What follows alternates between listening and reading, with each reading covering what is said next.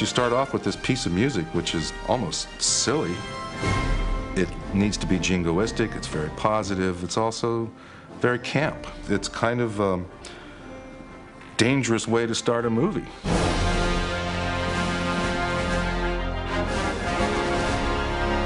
All of the mobile infantry was based on a kind of unusual harmonic bass, a scale that I tried to keep the whole film in because I wanted it to have the sense that that was the world that they were in. It's very odd sounding. It's very Stravinsky in a way. It's the first time I've ever considered using it as the harmonic basis of the entire score. What we wanted is to do basically a propaganda film for this government in the future that was trying to recruit young people to come and go and fight in this foreign war. The society that's doing this is a fascist utopia. It's a society that works, that has very little crime and has very little poverty. It was a world that was very ordered, that was very regimented, but it doesn't accept any deviation, any individuality. It's a really pure society, and the language that we use is a little bit of the 50s. He's always late when he walks you home to fish for a kiss. In its overly innocent tone. Marco's sister made pilot. So will you. Which is funny and is artistic. On the other hand, again, was perhaps something why people felt it was a bit weird. Join the mobile infantry and save the world. Service guarantees citizenship. Well, the film starts with a direct paraphrase of Leni Riefenstahl's Triumph of the Will. The I'm doing my part FedNet sequence. I'm doing my part. I'm doing my part. Paul was, of course, very familiar with Leni Riefenstahl's work and emulated it in the FedNet. The compositions are very precise in terms of the people and the movement of people within the frame. If you look at the movies that we copied ourselves, in the movies of Leni Riefenstahl, Triumph of the Will, and you see all these German people that are listening to Hitler and are basically ready to go to war, and you see all their faces, she emphasizes the beauty. All the shots of people in Triumph of the Will are beautiful. They're all beautiful kids. She never shot kids that didn't look so good. So it's all blondish this and that. We break net now and take you live to Clondathu, where the invasion has begun. The closest thing in tone is American and English World War II films. We still use that kind of simplicity that you feel in these propaganda movies. They were all done, of course, to get the American people ready to fight. Come on, you ain't! You wanna live forever! We need you all. Service guarantees citizenship.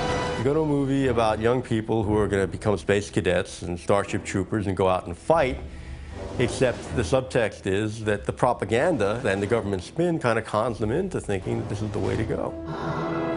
But it's more than that. It's the FedNet. It feels Big Brother-ish. It feels like it's, I don't know, that was always the idea was, this is all you see. And we're really only being told what someone or something or some entity or some even international government might want us to know. Everything in it is so one-sided and, in a sense, rather disgusting. There's a moment in there where a group of children is seen stomping on living cockroaches, and they're saying, this is what should happen to the bugs.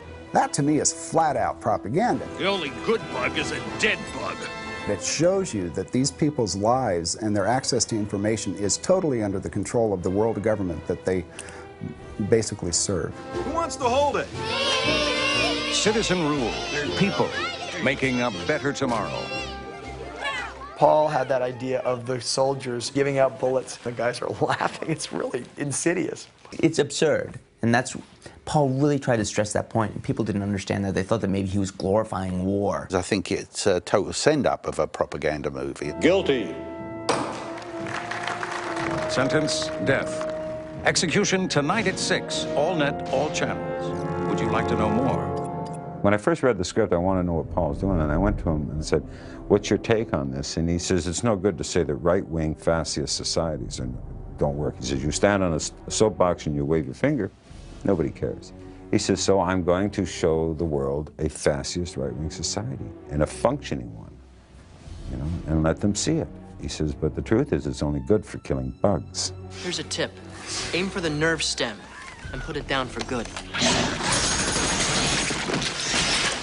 The whole movie is this very Wagnerian, Nietzschean idea. Force, my friends, is violence, the supreme authority from which all other authority is derived. When Paul sprung the, Gestapo uniform on you in the third act. Officer on deck. Carry on. If you get it, you think it's audacious, maybe. Or you think Paul's just playing with his Nazi fantasies again. But I mean, it's audacious, I think. And I think that if you don't get it, you go, hey. And I think you feel vaguely like, I was liking those people, but I'm not supposed to like that image. And I think that's what's brilliant about it. We're in this for the species, boys and girls. It's simple numbers. They have more. War makes fascists of anyone who engages in it. The fascist ideologies, they always need an enemy where you can combine all your people towards something. And that's something that's always, you have to create an enemy if you don't have one. And so they created their enemies on the stars, on the planets. To ensure that human civilization, not insect, dominates this galaxy now and always. I mean, that's basically the thinking. We are humans and we are better than anything. And so we should be in wherever we want, we should be able to be the master, like the Dutch and the Portuguese and the Spanish thought in the 17th century. You kill anything that has more than 2 legs, you get me? We get you, sir! One of the things people do in war is they completely dehumanize the enemy. They can't be human. And that's what Starship Troopers is saying. It basically makes the enemy into bugs, and then it's okay to step on them.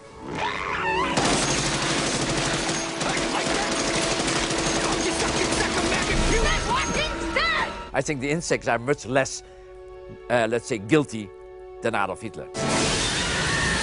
Because they are not necessarily bad, they're just defending their territory. What is Paul saying about America of the 20th century by the Earth he sees, in the future happening in Starship Troopers? Well, what he's saying, and to a certain extent, is this is a world where people are completely controlled by the government and by the military and only follow their lockstep marching orders. Now, those are strong words when you state them that way, but if you look at that world, that's exactly what that world is. There is no differentiation of ideas and policies. It's all one.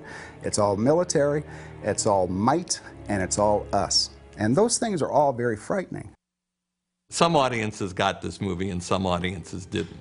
We were hoping that fighting giant bugs would be enough for the people that didn't want to look beneath the surface. And we were also hoping that the politics of the movie would be clear, which is taking Heinlein's world and showing you how horrible it could be. It's easy to misinterpret this film, of course, because it needs a lot of thinking about the background of the society at that time. What's always confounded me about the critical reaction to Starship Troopers when it was originally released was that virtually no major critic realized that this film was a satire. It's kind of shocking they didn't get it. I guess we blew it if they didn't get it. There was talk of that this is a Nazi film, that it actually promulgated Nazism. It was ludicrous. Then the Washington Post wrote an editorial about the movie saying that this was a very dangerous anti-American movie because it was promoting fascist ideals and it was portraying a Nazi society. And that article was taken over by all the European newspapers without having seen the movie.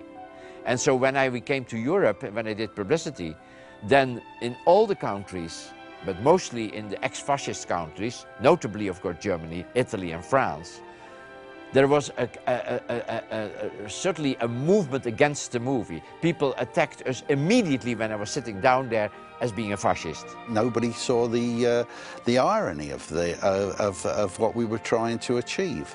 You're always warned, that irony is the one thing you shouldn't do in motion pictures. Trying to be ironic was perhaps a mistake. Perhaps we should have just laid all our cards on the table so everyone would understand that this liberal Dutchman was not decided to remake Triumph of the Will. It's very difficult to change the perception of a movie when it's already has been put on the front page of all the big newspapers saying Paul Verhoeven fascist movie. And it's only now, 4 years after the film's release, that at least here in the United States, the more discerning critics are finally willing to give Paul the benefit of doubt that he actually knew what he was about when he presented the film in the way he did. When I did publicity of Hollow Man, they now said, how come that after such a beautiful movie like Starship Troopers, you did such a piece of shit like Hollow Man? Looking at the animosity that's on Earth, and the criminality, and the darkness, and the wars, we are not really nice people. We are not a benevolent species in any way. We are killers. Because we are that way, you have to assume that life in the universe is that way. And if there would be other species that would, say, be 20,000 years ahead of us in their evolution, and they would know that something like a nice little planet is here, that would be extremely dangerous to notify them of our existence.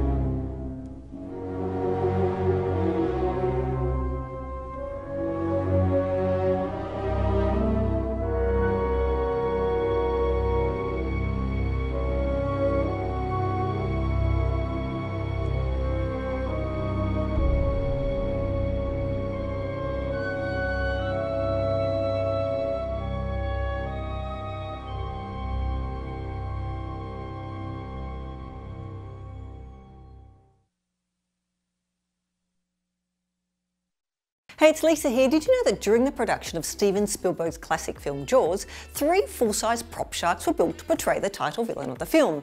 Now, more than 40 technicians were involved in making these monstrosities, and their construction caused the budget to skyrocket.